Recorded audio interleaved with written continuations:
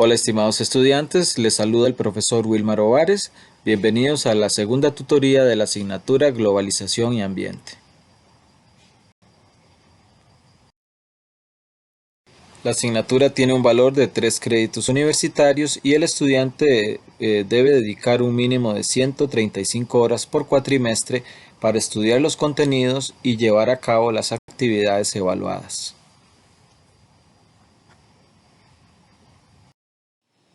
La asignatura cuenta con 4 temas específicos que desarrollan los contenidos del libro de texto a evaluar.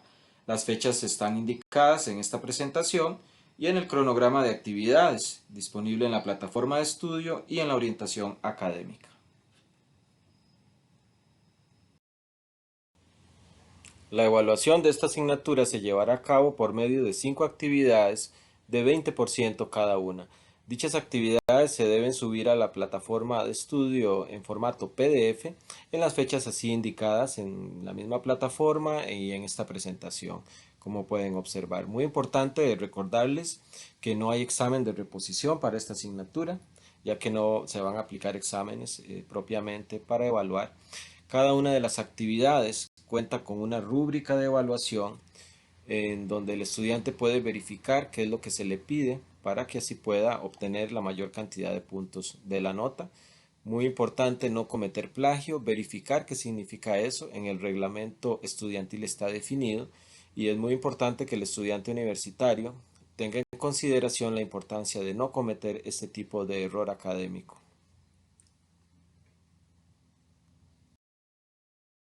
La asignatura Globalización y Ambiente forma parte del programa de Humanidades de la Universidad Estatal a Distancia. Es ofertado por la Cátedra de Sociedad y Ambiente de la Escuela de Ciencias Exactas y Naturales. Se les recuerda que la UNED no recibe entregas fuera de las fechas establecidas, excepto en algunos casos indicados en el Reglamento General Estudiantil. En estos casos, los estudiantes deben contactar al encargado de la cátedra y presentar las evidencias respectivas. Los estudiantes pueden contactar con su profesor por medio del entorno estudiantil, por medio del correo interno en el entorno y por medio del foro de dudas y consultas. En caso necesario, también se puede contactar con la Cátedra de Sociedad y Ambiente, con la señora María Zúñiga Amador, encargada de cátedra, al 2202-1803 o al correo mzunigaa@uned.ac.cr.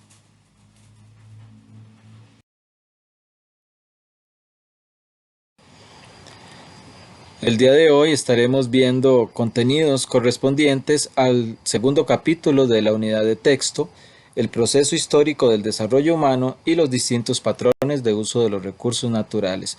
Es importante indicar que por la metodología de estudio a distancia, en este tipo de tutoría no podríamos explicar todos los contenidos correspondientes, sino que se dan pautas para que el estudiante sepa cuáles son los temas principales y se dan algunas ideas y conceptos clave para que el estudiante pueda adquirir los conocimientos requeridos para cumplir los objetivos de aprendizaje.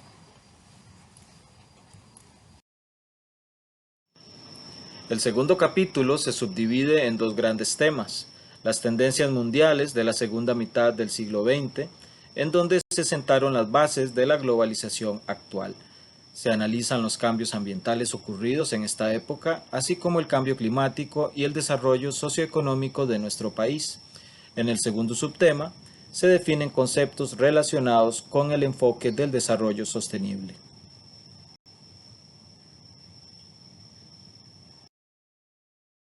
Las etapas del desarrollo económico mundial a partir de la página 96 es un tema bastante amplio en este segundo capítulo. La posguerra y formación de bloques hegemónicos originados a partir de la finalización de la Segunda Guerra Mundial. Se ve también la caída del bloque socialista y el fin de la Guerra Fría, la expansión de la economía de mercado y la formación de bloques económicos como producto de una economía capitalista y el desarrollo económico y social del mundo en la actualidad.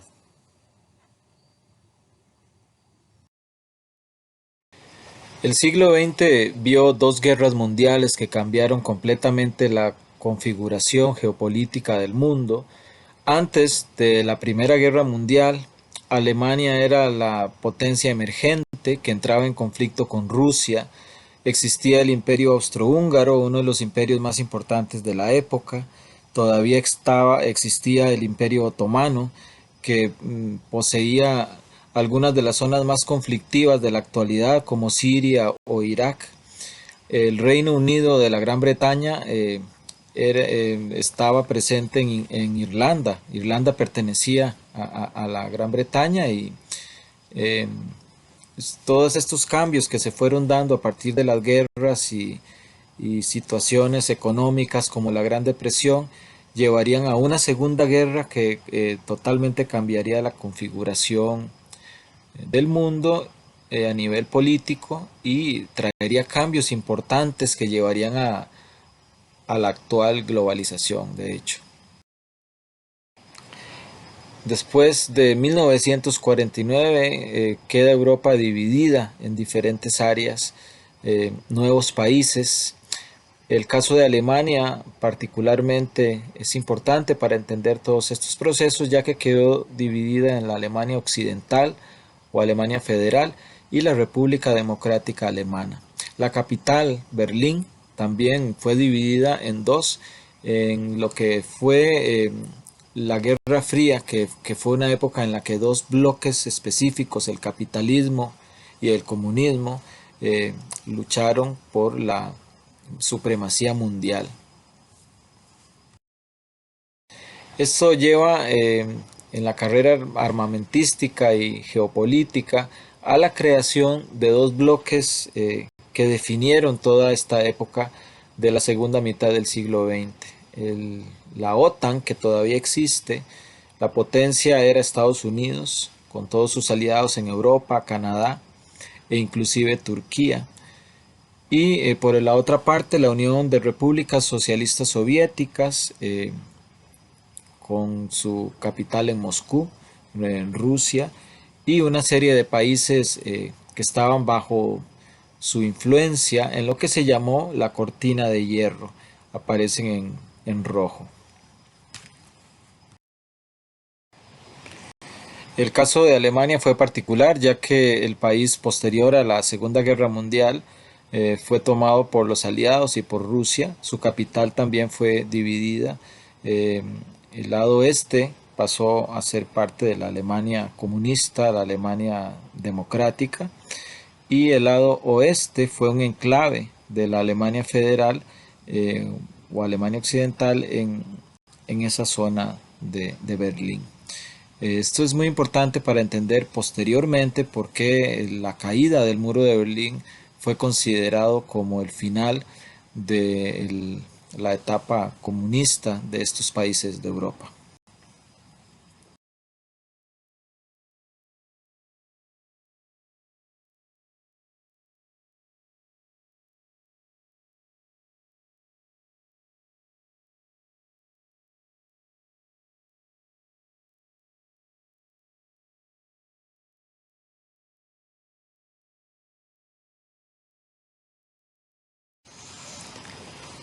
A finales de los años 80 en la Unión Soviética se empiezan a dar cambios importantes ejecutados por el presidente de entonces, Mikhail Gorbachev, por medio de sus políticas de reformas o perestroika, eh, lo cual hizo un cambio radical en la política de esos países hasta el momento.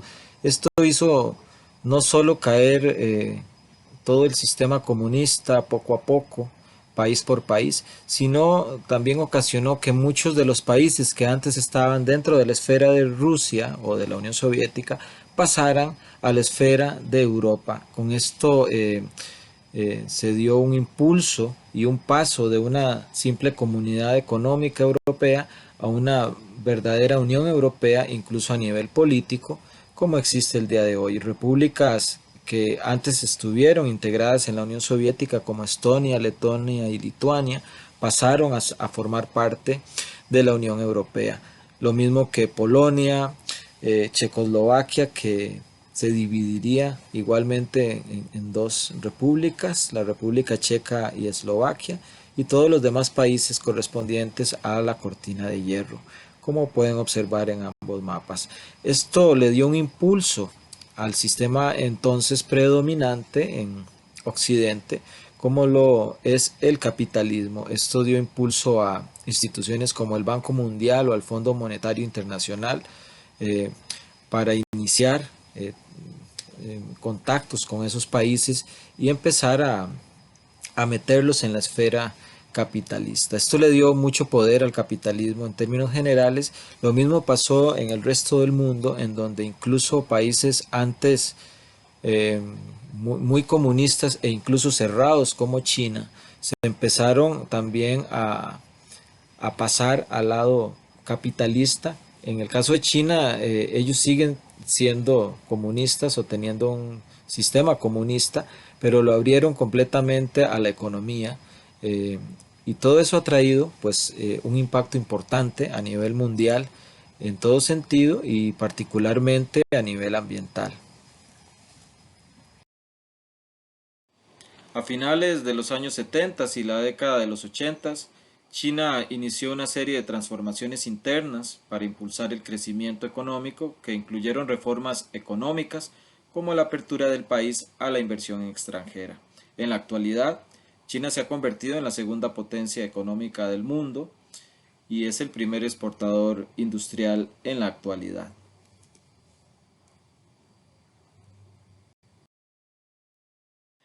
Con la caída del bloque comunista, Estados Unidos pasó a ser la primer superpotencia mundial, allanando con ello el camino al capitalismo como modelo económico predominante. Es a partir de esa época cuando se inicia la expansión del capital transnacional que trae consigo la globalización por medio de instituciones como el Banco Mundial, el Fondo Monetario Internacional y con la expansión de las transnacionales alrededor del mundo. La economía de mercado es hoy el modelo de desarrollo predominante en la mayoría de países del mundo.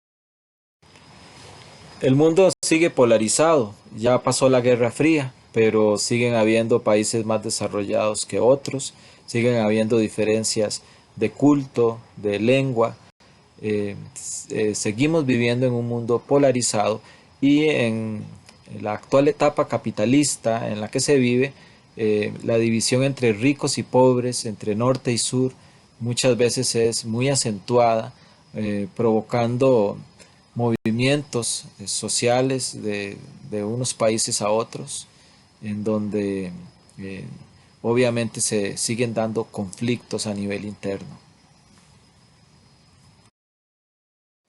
A partir de la página 112 se estudian las transformaciones ambientales ocurridas tanto a nivel mundial como a nivel local.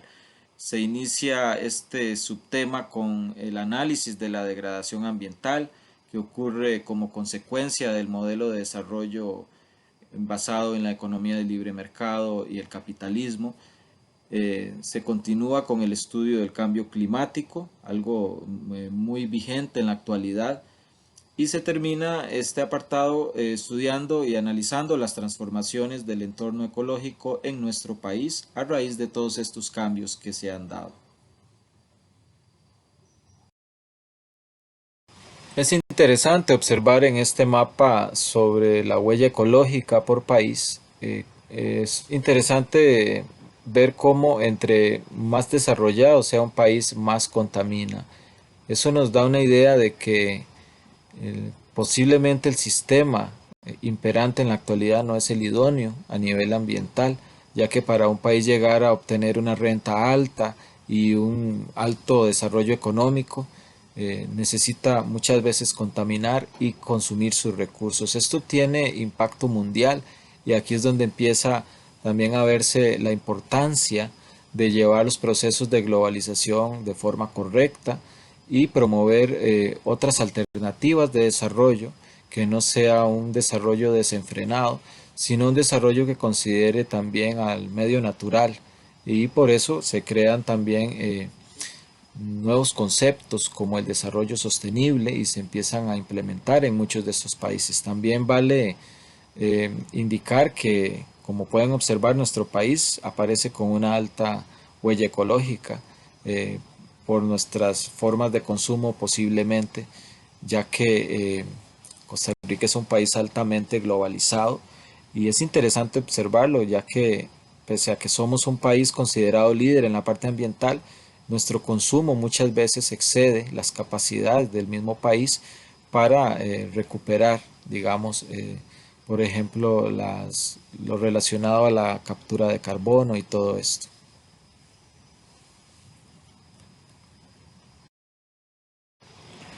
Todos estos cambios y toda esta contaminación producida por los sistemas de producción actuales llevan a realmente impactos importantes, como se puede observar en la presente imagen, con respecto al Polo Norte. Eso es un ejemplo.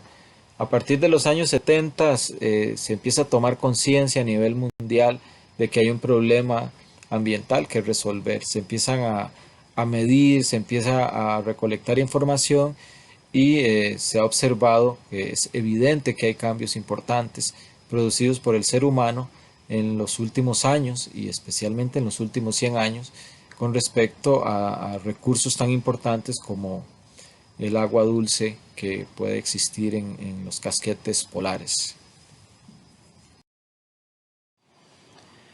A partir de 1950 y hasta finales de la década de los 70 del siglo XX, se dan cambios muy importantes a nivel social y económico en nuestro país. Se lleva a cabo la nacionalización bancaria, se crean instituciones de gran importancia para el desarrollo del país, se impulsa la salud pública y la educación y se da un gran aumento en la inversión social. Todo esto a partir de la página 122 lo pueden ver con mayor detalle. Sin embargo, a pesar de todos estos cambios positivos, también se da un gran desgaste en los recursos naturales del país debido al modelo de desarrollo que se seguía en aquella época.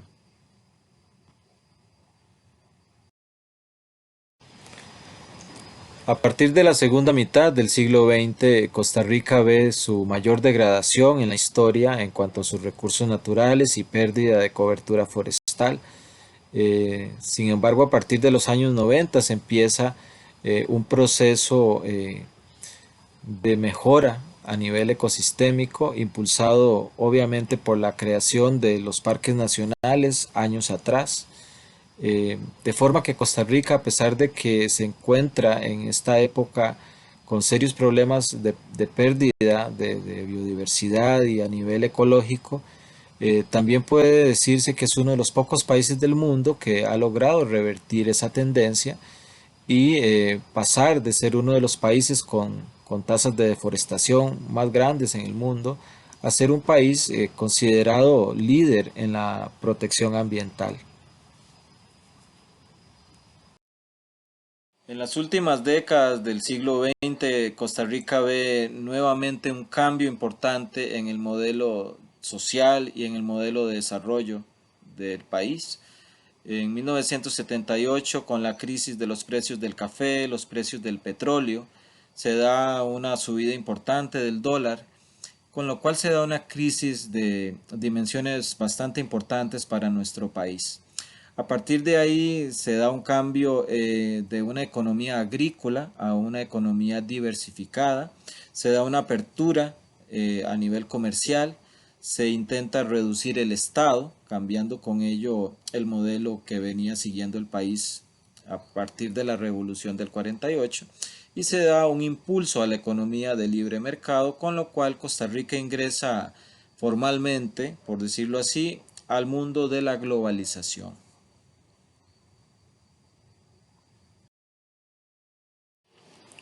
Un ejemplo en este cambio del modelo de desarrollo es la adopción del turismo, sobre todo el turismo ecológico, como una de las actividades principales del país. Esto influye mucho en la mejora de los servicios para atender a turistas extranjeros, Costa Rica empieza a crecer bastante con base en actividades más complejas que la agricultura, como en este caso lo sería el turismo, y sobre todo con el perfil de turismo ecológico que ha caracterizado al país en las últimas décadas, pasando de muy pocos visitantes en la década de los 80, menos de medio millón por año, a casi 3 millones en la actualidad. Esto es muy importante a nivel económico y también ocasiona cambios importantes a nivel social y, por qué no, ambiental, ya que las áreas silvestres protegidas, que son muy visitadas por los extranjeros, pasan a tener una importancia mayor que solo la importancia biológica que tienen, al tener comunidades y actividades ligadas a todas estas áreas.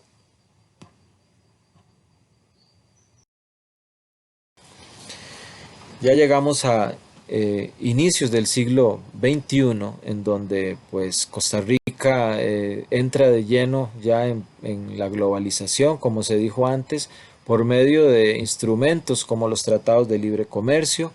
Hay un fuerte aumento del PIB, de la producción, y se diversifica la economía, como ya se dijo, pero no todo es perfecto. A la vez que el país se va globalizando y va mejorando en algunos casos el desarrollo económico, desgraciadamente esto no se da para toda la población. Muchas veces los grandes beneficiados son grandes compañías, pero el nivel de pobreza sigue constante. En la actualidad es evidente que incluso es mayor ya que el 20% debido a la crisis actual del coronavirus. Se empiezan a dar problemas en el modelo social que el país ha seguido en las últimas décadas, y muchas de estas situaciones tienen que ver con situaciones de inequidad y de ineficiencia muchas veces de nuestras instituciones. Esto lleva también a un deterioro ambiental, en donde el país tiene que tomar decisiones y tiene que verdaderamente saber administrar eh, la diversidad que tiene a nivel ecológico, para que ésta no sea una víctima más del desarrollo económico actual. La polarización de la cual se habló a nivel mundial anteriormente también se da en nuestro país, ya que se presentan regiones, cantones o zonas más desarrolladas que otras. El centro del país suele tener mayores servicios, mayores oportunidades de empleo y de crecimiento, mientras que las zonas rurales alejadas presentan menores niveles de desarrollo. Esto es muy complejo para el país, y por lo cual es muy importante propiciar oportunidades de crecimiento en las diferentes áreas de Costa Rica.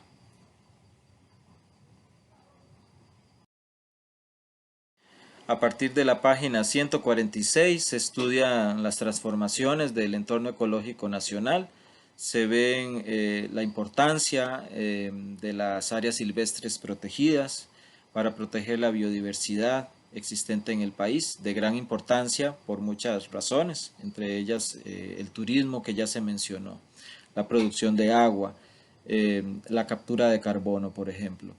También se ve el uso del suelo y la deforestación, algo de gran importancia, ya que el cambio en los patrones de uso del suelo, como sustituir zonas boscosas o sistemas agroforestales por urbanizaciones o por fábricas, etcétera, también presionan los recursos naturales de nuestro país, lo cual causa problemas a nivel ambiental.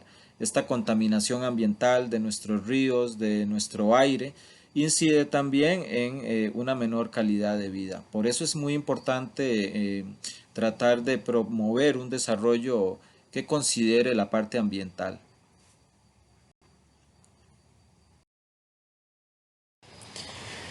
En los próximos años seguirá creciendo la población, seguirá habiendo presión sobre los recursos, los nuevos costarricenses van a requerir nuevas casas, van a requerir trabajo, agua, etcétera. Es muy importante mejorar los medios de producción, ya que si bien es necesario brindar oportunidades de trabajo a la población, no puede ser en contra de los recursos naturales. No podemos contaminar el agua o el suelo porque posteriormente de igual forma nos vamos a quedar sin el trabajo y con una naturaleza muy afectada, como ya ha pasado en otros países. A partir de la página 165 entramos al estudio del último de los temas de este segundo capítulo, el enfoque del desarrollo sostenible. Diferentes instituciones alrededor del mundo han llevado a cabo definiciones de lo que es el desarrollo sostenible. A partir, como se indicó, de la página 165 podrán obtener mayores detalles para tener una mejor idea sobre en qué consiste el desarrollo sostenible.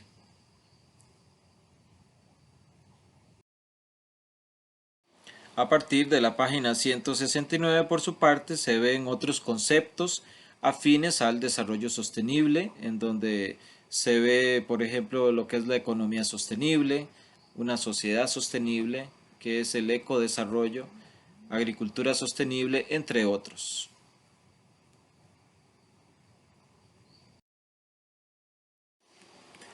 Con base en la figura que aparece en la página 172 de este segundo capítulo, podríamos decir que en términos generales el desarrollo sostenible se asocia con un crecimiento que considera no solo factores económicos, sino factores sociales también y factores ambientales.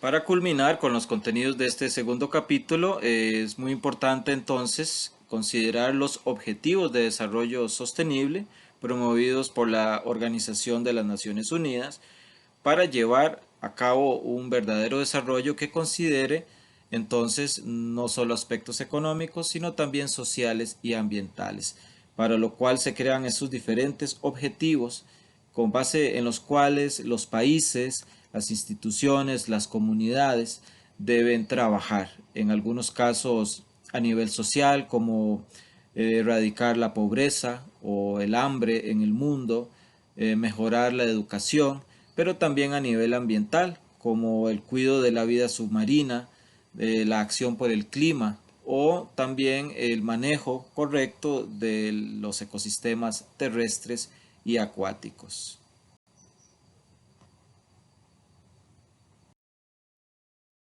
Para implementar estos objetivos de desarrollo sostenible, los países, como en el caso de Costa Rica, deben desarrollar planes, políticas y estrategias nacionales para la promoción del desarrollo sostenible en sus instituciones, en sus comunidades, en sus escuelas, divulgando todo lo que tiene que ver con esto y llevando a cabo proyectos que van a mejorar la situación ambiental.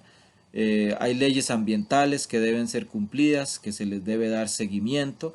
Hay convenios internacionales que se mencionan a partir de la página 189, como se indicó, firmados por el país, los cuales se deben respetar. Y hay planes nacionales, como un ejemplo el Plan Nacional de Descarbonización, que va a permitir a nuestro país en un futuro tener una mejor calidad de aire, una mejor calidad de vida en términos generales.